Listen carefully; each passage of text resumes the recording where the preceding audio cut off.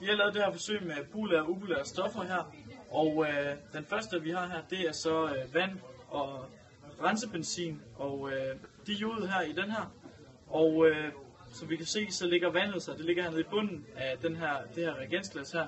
Og grunden til, at det ligger sig dernede, det er fordi, vand vil altid være polært, uanset hvad man blander det sammen med.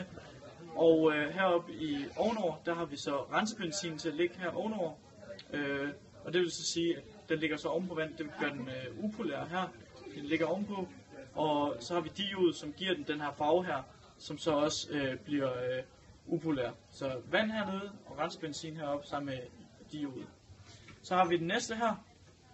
Det er sprit og vand og sprit. Og som vi kan se, så er der ikke rigtig nogen forskel på. Den er ligesom, som om var det bare vand.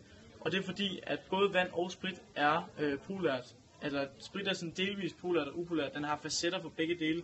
Men som vi kan se her, så skiller den altså ikke. Og det vil sige, at i den her blanding, der er sprit altså mest polært. Så vand og sprit, polært begge dele, men sprit har dog facetter af upolært.